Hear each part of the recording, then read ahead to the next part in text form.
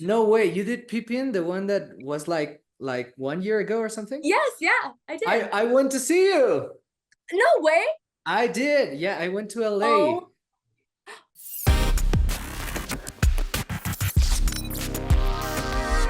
Hey everyone, this is Carlos Agaon. Welcome once again to this channel. I'm so happy to talk with new artists from all around the world. And today I'm having the opportunity to talk with an amazing singer. She just released her new album, Well Conversations. And it's going to be great to talk to her and know a little bit more about her music, her album, her new projects. So, Bridgette Caroline, how are you? I'm good. Thank you for having me. I'm so excited to meet you. I'm here from Mexico City and I listened to your music as I was telling you. I became a very good fan. I love your lyrics. I love the rhythms that you're exploring with this new record. So it's an honor for me to talk to you. Thank you for having me, of course. So tell us a little bit about this new album, Well Conversations. This album, Wall Conversations, is an EP. It's my second EP. It features 6 songs: Break It Off, Your Call, Mixed Signals, Blue Bonnet Blues, Dear New Girl, and Lost in Translation.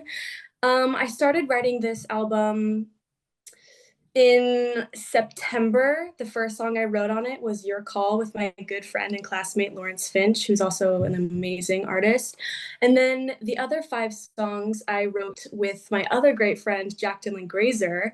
Yeah, we just kind of we created mixed signals first together, and after that we couldn't stop. So then came the rest of the songs, and then we put them together and released them, and they're very near and dear to our hearts. So I'm glad that everyone can hear now.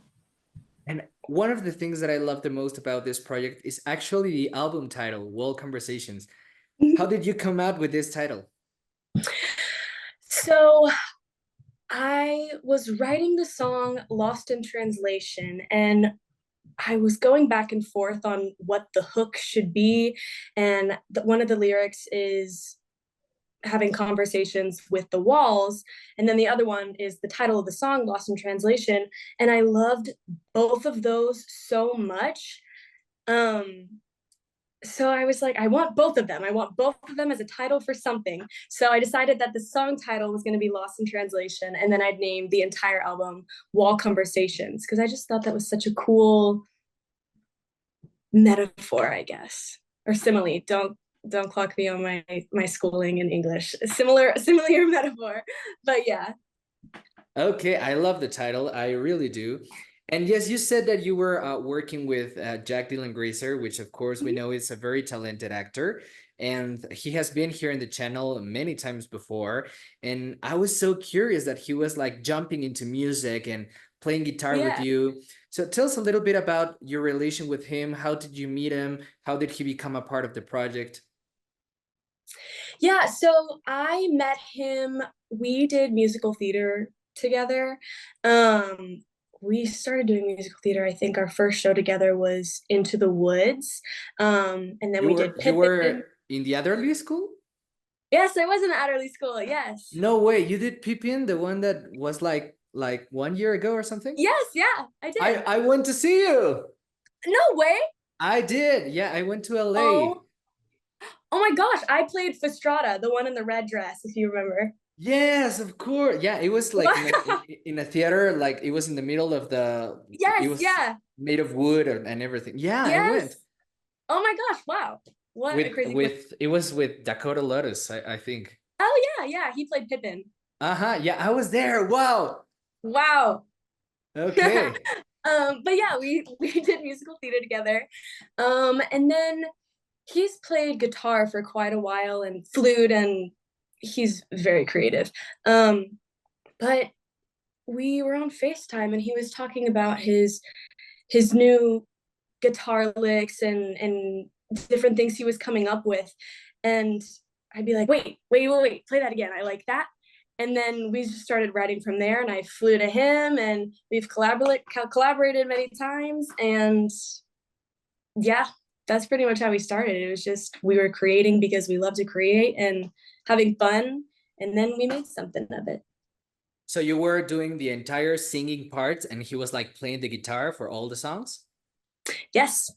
Okay, and you both were involved in the songwriting process, I believe. Yes, yeah. Every song, I mean, I came in with some lyrics I had written, like maybe a chorus or a verse or something like that, but never a full song. And so he would play some chords and we'd figure out what we liked, what we didn't like, and how they fit into what I already had. And then some songs like Lost in Translation was written from scratch. That's when I thought of the idea for it, is he played a chord and then an idea came to me and then we started from scratch there. But I think Dear New Girl, I started writing 2 years ago, and I just had the chorus for it. And then he played a set of chords, and I was like, "Ooh, wait! I have something for this." And I went to my notes app and I opened it up and I like shifted how I originally had it done to what he was playing, and it just made it perfect. So yeah. Wow. It sounds like a very interesting process. And I'm so curious, what was the process like on working on the album? Like, you thought about what kind of things you wanted to write, and you were just like going and letting yourself go, and how was it? Yeah, it was easy, I think, to say in a word. Easy, but also like phenomenal and the best experience. um like I said, we wrote Mixed Signals first, and after we wrote that song and kind of in the middle of writing that song, we decided that we wanted to keep going and make it into a whole EP album. And so yeah, it's kind of just us sitting down, he plays something, I'd figure out something for the lyrics, and then we just go from there. And then we'd finish one and we'd start another the next day, and or even that night. But yeah, the whole process was really just easy because we're such good friends. He's a brilliant artist, and I just work so well with him because he has so many ideas, and so do I. And so we just like word vomit them, I guess, in terms of music. Um, and it kind of all happened really fast, and in the sequence of like a music world. We did this and we got it recorded by January. We started by September, so that's like 4 months, Uh-huh. which is quite fast. But yeah, it was really easy to work with him. Okay, I see. That's pretty interesting. I remember I started listening to some separate songs. I believe you released first Your Call, and I Yes. listened to that song. I was a big fan, and then you kept going. You put one, and then you put another one. But let's talk about Your Call. Tell me a Mhm. little bit about the song. How do you know just how to make me fall into your spell? I just can't resist your call. So Your Call started one night when my friend Lawrence Finch was going through tracks on his computer that he just had created, and he clicked that one. And like I said before, I was like, "Oh, I want you," and he gave it to me, and I was kind of going through a situation where, and the song is about, um, being back and forth with someone. It could be in a business, it could be in a friendship, it could be in a relationship.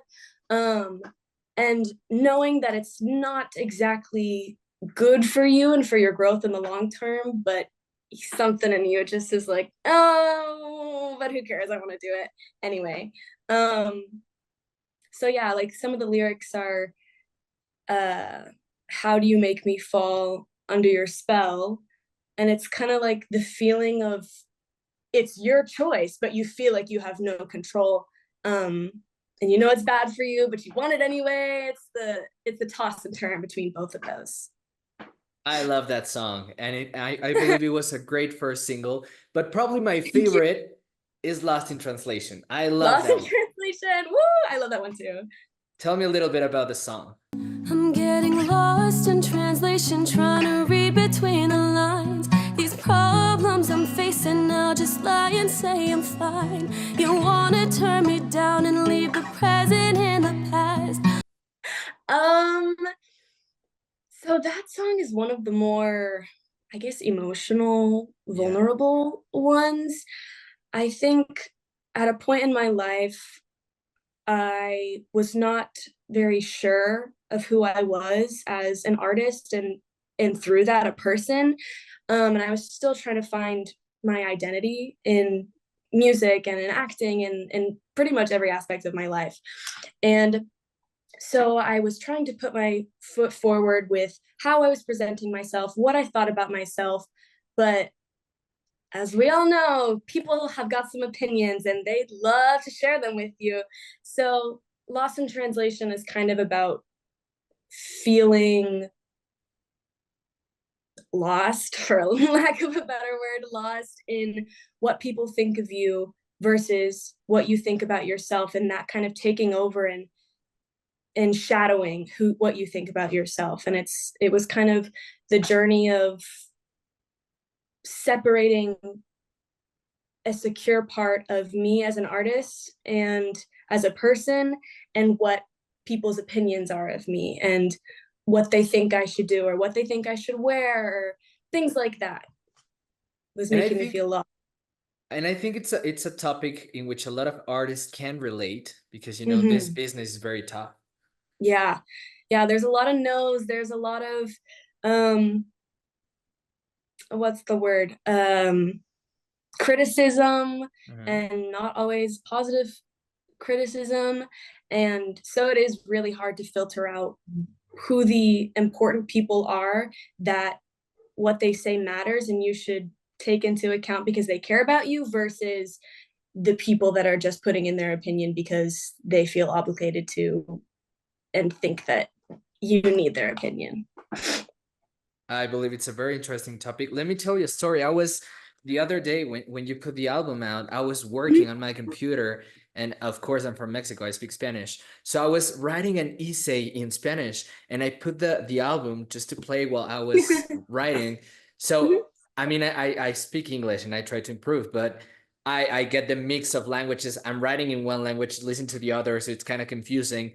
Then I started working, and then this song came out, and it started to play, and I was like, hold on a second, let's pay attention to the lyrics because this sounds very emotional.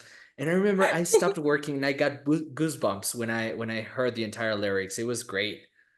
Oh my gosh, that is so sweet. Well, I'm glad that I could create something that resonated with you.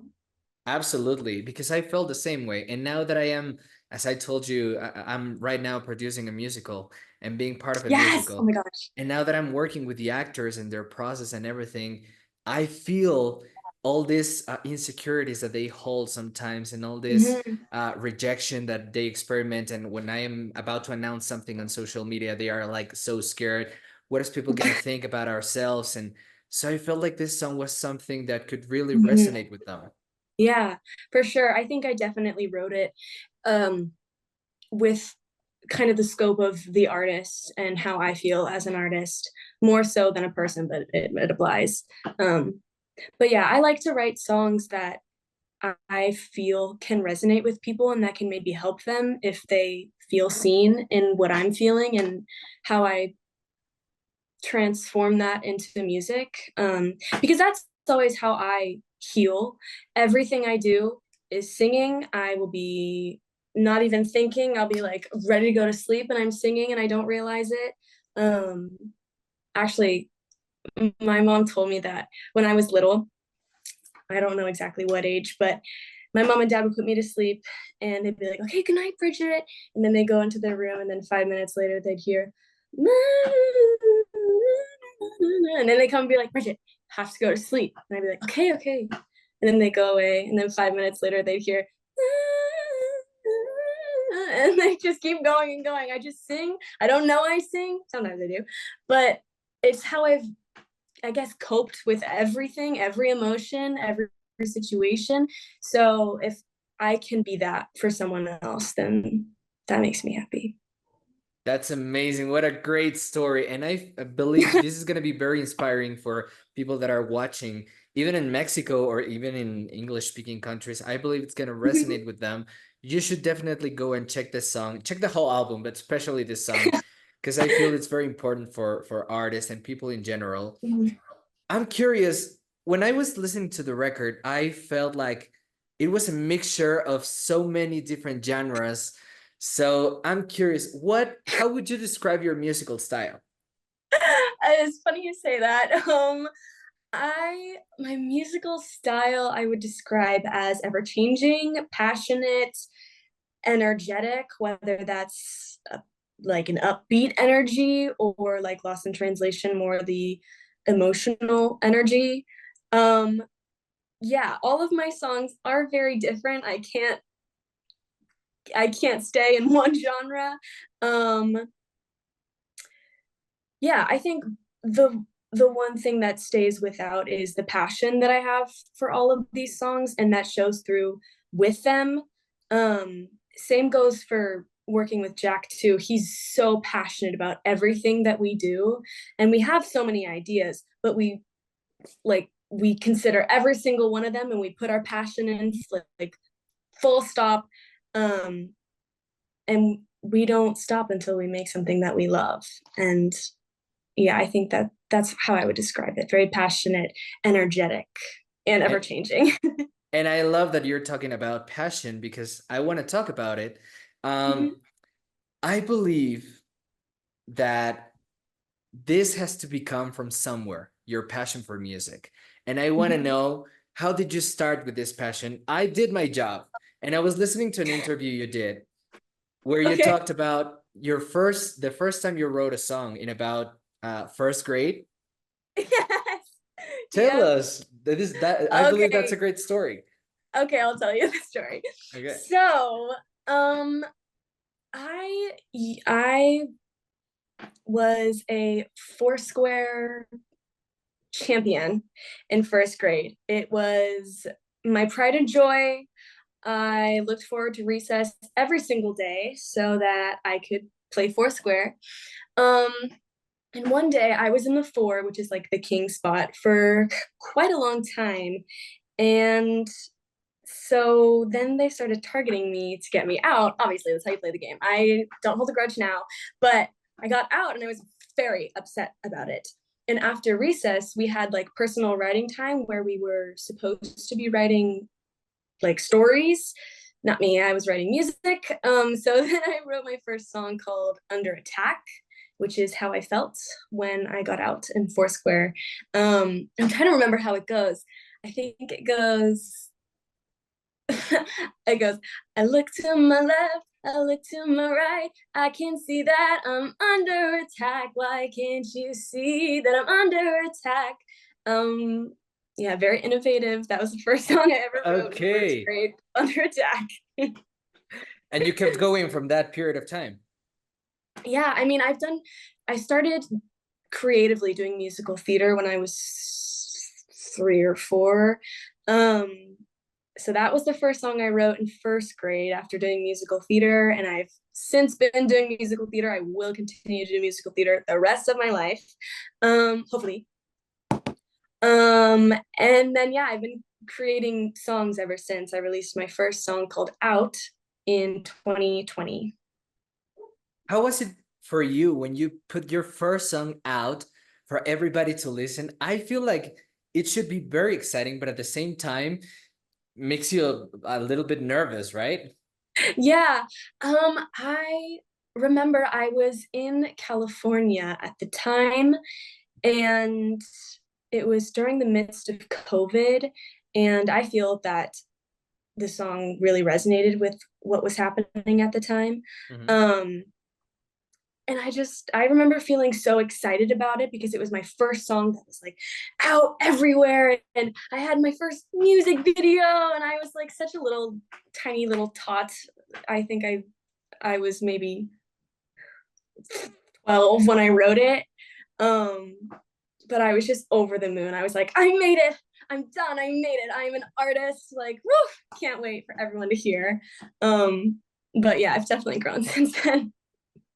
Okay, sounds great. Do you imagine yourself like in the future as, I don't know, as a big artist selling big crowds, or you imagine yourself as an underground artist? What kind of artist would you like to be? Um, I think I hope to be somewhere in the middle. I mean, I want enough people to hear my music, that I create a community that people like what I have to say and it helps them in what I have to say. I do think I just love singing live, so I think I've got to make it big enough so that I can, you know, sell out some arenas, go on tour. I want to be big enough to go on tour and but also have a community that supports me so that I can support them. Do you know what I'm saying? Yeah. And I Somewhere love in the that idea. Somewhere in the middle. But if you go on tour, you should definitely come to Mexico. Okay, sounds good. Not Yeah? only Nashville, I'm going around the world. Absolutely. Me and Jack, we'll make it. Okay, great. What kind of music do you like to listen to? Almost every kind. I mean, I'm from Texas, so I do like to listen to country music. Growing up, I listened to a lot of reggae. My dad really liked reggae music. I'm into the like house music these days. Like, I don't know. It just hits me differently. It makes me be in a good mood no matter what. Okay. Pop music, musical theater, show tunes. Okay. There will never be a day where I'm not blasting some show tunes. Yeah, and I think indie music too. I really like to listen to the ballads whenever I'm feeling vocally stimulated. Okay. Yeah, pretty much every genre, but those are some of the highlights. There's a lot of versatility in your catalog. Yeah, I think that's what makes me create different music as well as a songwriter, because I listen to so many things. So when I listen to one song, I'm like, oh, I want to write a song like that. Like I'm listening to the Brat album, and now I'm like, oh, okay, new direction for Bridgette Caroline, Enterprises. We're going there. But then I'll listen to country music, and I want to do a country song. It's all over the map. Okay, so I guess this would be a very complicated question, but if you had the chance to collaborate with any famous singer or musician, who would you pick? Sade. Okay. 100%. If I could listen to one artist for the rest of my life, Sade. Okay.